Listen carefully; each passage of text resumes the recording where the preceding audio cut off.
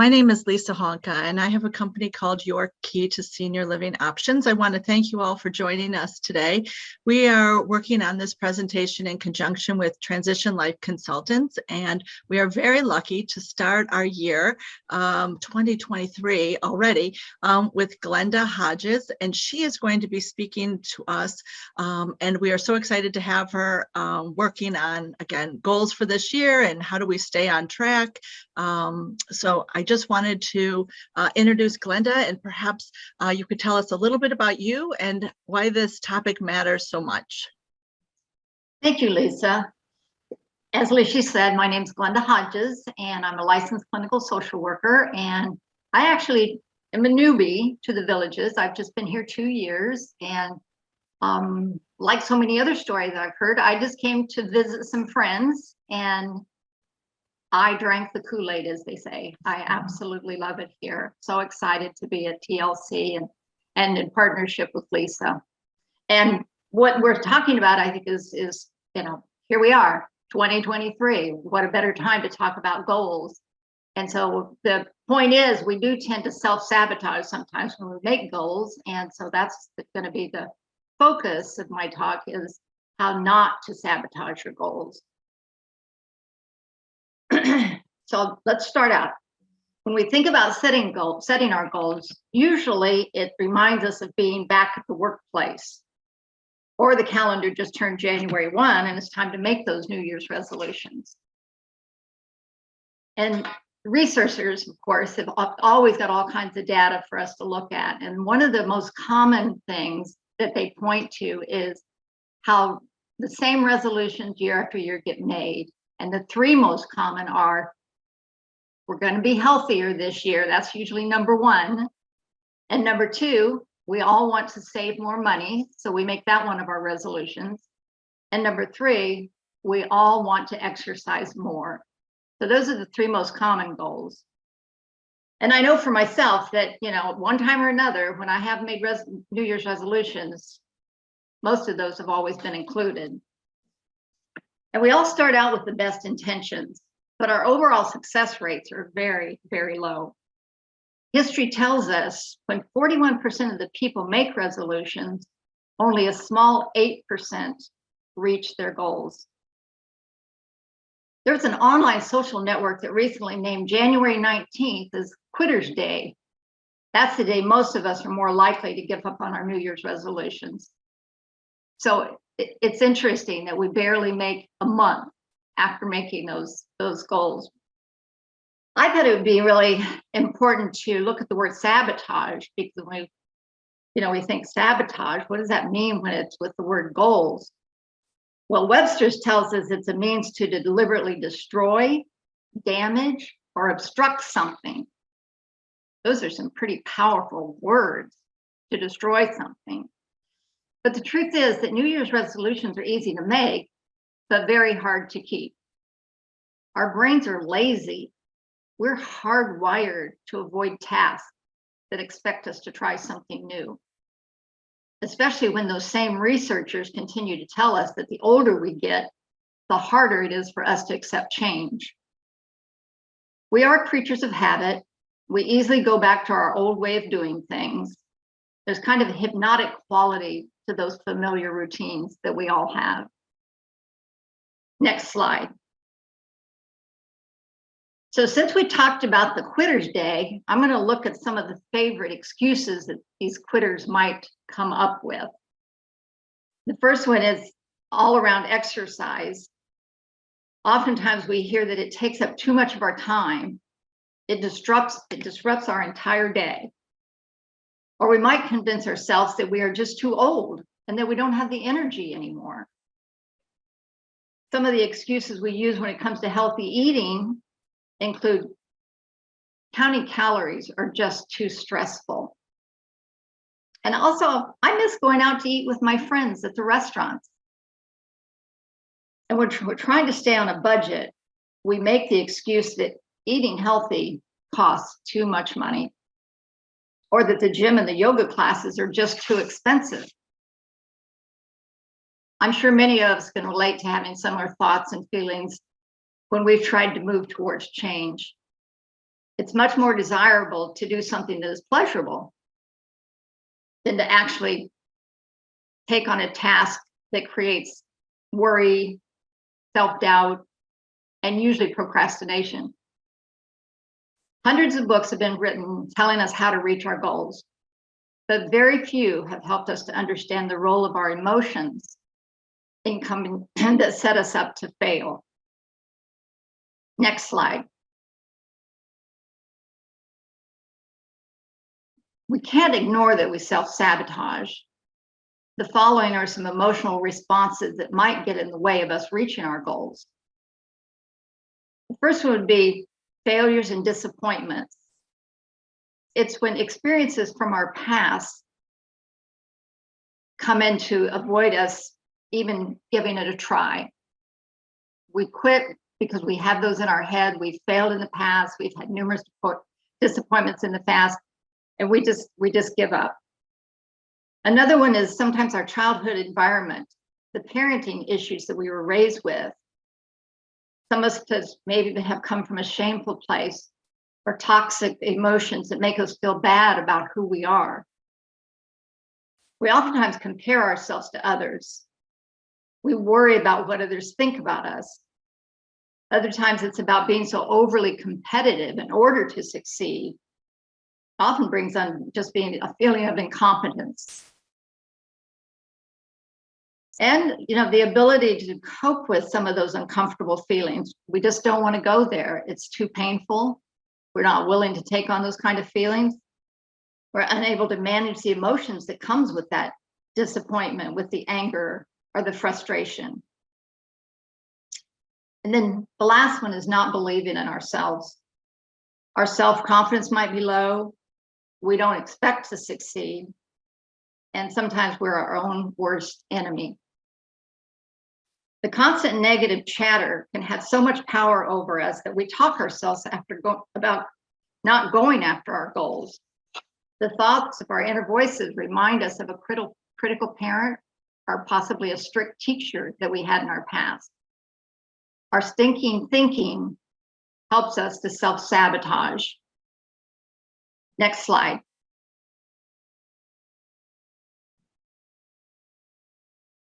I have a quote here from Tony Robbins. He cautions us that if you do what you've always done, you'll get what you've always gotten. Does that sound familiar to many of us? Next slide. When our negative self-talk continues to get in our way, we can try some new techniques that will help us to reprogram how we see ourselves. When we're recalling previous successes and achievements, it's healthy to be proud of our accomplishments. It's not bragging when we simply express our talents and our abilities. It's important to remind ourselves when we have been successful. Seeing things with an optimistic mindset is always helpful. It's important to see opportunities instead of problems. If we focus on the positive things more often, we will easily shift into a better frame of mind. Make an effort to remember the good times more than the bad times. Sometimes it's important to consult with a therapist. It helps to find a trusted person that we can discuss our feelings with, especially if our goal means giving up drugs, stop smoking, overeating, or alcohol. Getting reassurance and empathy can bolster our feelings of self-worth. So seek help. Don't try to go it alone. Being kinder to ourselves and not self-critical is important. We need to be aware of our negative thoughts. Understand that self-compassion leads us to positive thinking. Appreciate our strengths and good qualities. Praise ourselves and be grateful for our achievements. We also need to hold ourselves accountable. We can make our new goals public. That way, we are not only accountable to ourselves, but to those that love and care about us. When we acknowledge that we procrastinate, we are being accountable. When we take responsibility for our actions and behaviors without blaming others, we are also holding ourselves accountable. With all these new techniques in mind, it's important to be aware that our thoughts and feelings need to be in alignment with who we want to be. Are we making new goals to satisfy or appease someone else?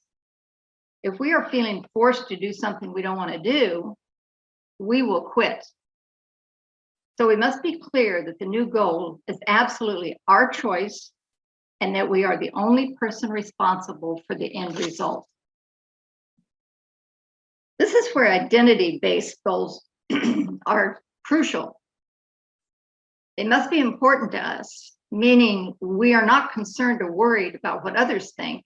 We're not looking outside ourselves for validation. We understand that every time we practice our new goal, we are becoming that writer, that artist, that athlete, or that teacher. When we acknowledge who we want to become, behavior change becomes easier. There are many types of goals, but in the end, they all boil down to one thing: change. It is all about how we plan to move from where we are to where we want to be. Next slide. We're going to look at 3 areas that motivate us toward behavior change. The first one is about outcomes. That is what we get. It's our end result. Just like we lost the weight, we wrote the book, we have saved money. The second one is about the process. That's what we do. We develop new reading habits. We create a new workout routine. We stick to the new budget. Number 3 is identity. That's what we believe in, what we think about ourselves and others, our values, and what's important to us. So go out there and be the person that opens the front door to the gym. Be the person that chooses a salad instead of a banana split. Be the one that proclaims, I am a runner. The one that says, I am a writer. The one that announces, I'm a recovering alcoholic. Or the one that joyfully declares, I am a volunteer. When we believe we are making progress on who we want to become, we are then motivated to show up and do it all over again. When something we want in our life becomes a part of our identity, that is when our behavior will naturally change. Next slide. Let's look at 4 laws, I'm going to call them, to make healthier habits. We're going to make our habits obvious. We change our surroundings to encourage success. It might be a new workout corner downstairs. We might take out the TV and rearrange the furniture to engage with the family more often. A new rule might be that all phones are off and stay in the other room during family time. We are making it clear that we are shifting our old patterns to create new habits. We are going to make our new habits attractive. This is a commitment tool. It's like going to the gym with a friend, making a realistic promise to ourselves, staying excited and enthusiastic about our choice to change. Lock in that new behavior so it becomes automatic and routine. We're going to make our new habit rewarding. This needs to be a positive type of reinforcement, an incentive of some kind. We often reward children with stickers, adults with paychecks, but here we must decide what floats our boat, what motivates us to practice our daily habits, what gives us cause to keep coming back. Next slide. To begin this journey, we must do things differently. The art of consistently showing up is important, holding tight to our convictions, and staying true to who we are. We need to ask ourselves how we want things to be for a lifetime, not just for a New Year's resolution. Visualize, imagine, dream and create all the positive habits we want to make part of our daily routine. James Clear wrote a book in 2018 called Atomic Habits, where he encouraged us to turn our resolutions into habits. It's a type of reframe on the word resolutions. His definition of a habit is something that has been repeated enough times that it becomes automatic. He gives wonderful examples of how and why habits tend to work better for us rather than making New Year's resolutions. He reports that when we are able to make a habit a part of our daily routine, just like brushing our teeth, they stand a better chance of survival. Research shows that those that track their daily progress are more likely to improve than those that do not track how they're doing on their habits. When we progress visually, it feeds our desire to win. It's visual proof of our hard work and a reminder of how far we have come. Habit tracking keeps us honest. It's a way to overcome blindness to our own behaviors and notice what is really going on. When it's down on paper, it's much harder for us to lie to ourselves. It's motivating and it feels good to see our improvements. Next slide. It's important to know that you can be as happy, joyful, and grateful as you set your mind to be. Understanding the value of love, laughter, and friendship as you age is vital. Rewrite the script of your life. Live fully with no regrets. Make the decision that your new healthy habits are going to be a lifestyle change, something that you can embrace forever. I'm going to wind up my portion here and try to end on a positive note, asking all of you that are with us today to discover new abilities you didn't know you had. Choose courage in order to succeed. And color outside the lines of your comfort zone. Sign up for a class. Try a new recipe. Learn a new language. Take up a new sport. And make a habit to say hello to one new person every day. These are all great habits, not resolutions. So I'm going to end with one last quote here from Tony Robbins. When you shift your mindset from making New Year's resolutions to creating lasting change throughout your life, you will accomplish so much more than you have ever thought possible. Thank you, Lisa. Wow, very inspiring. Thank you.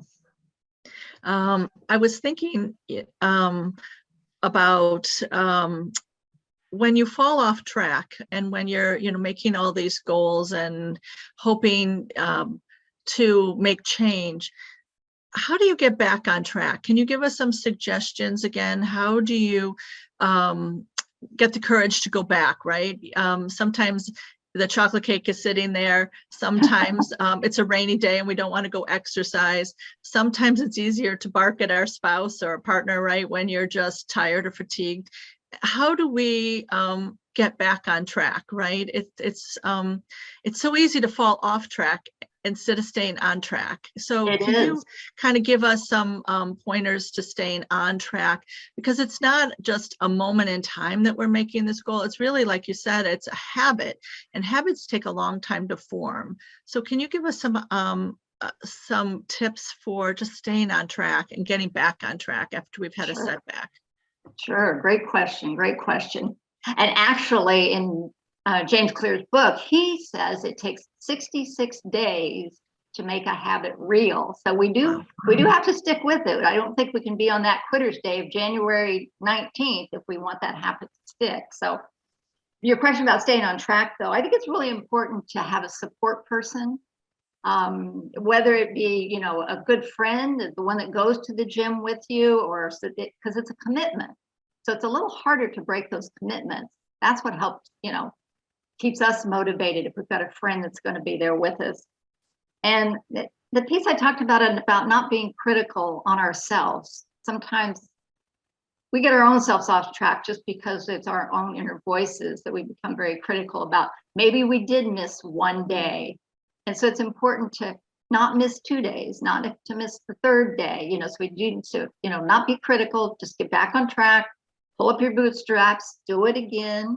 Sometimes though, we might need to look at our goal and we may have made it too hard. It was just more than, we could handle. It was too large. So go back, reevaluate, make it smaller, make it easier to do. Does that help, some of those tips? Well, I was thinking also, sometimes when you're in a toxic environment, for instance, I met somebody and she has a child that lives with her and he's toxic. It's really hard to stay on track with exercising, stay on track with eating, stay on track with your money, when there's someone around you that's demanding more than you can give, and it's kind of emotionally draining. So trying to stay on track, right? How do you avoid the negative talk or the chatter when the environment sometimes that you're in is toxic? So one of the things is, wouldn't it be also important to have the environment in which you could succeed at the goals, right? So even starting with that, looking around and saying, I want these goals, but what are my obstacles, right? Even financially, right? If somebody was pulling on your purse strings, right, and you had this guilt inside, it's hard to stay on track financially if you were being pressured into a financial event, or emotionally you were dependent upon somebody who was toxic. Absolutely, absolutely. That's that reevaluation piece. I mean, if you start seeing that it's going to cost more than you can do, yeah, you may have that goal to go to the gym, but the cost of gyms, that may not be realistic for you. So yeah, sometimes we need to back up, look at it clearly, don't overdo, because again, that's going to lead to failure. And not criticizing yourself just because, those are those restrictions that we all have. Own them, but find another way. Because if it becomes important to you, if you're the one that really wants this change and it means something to you in order to change, that's where you'll find a way to get it done.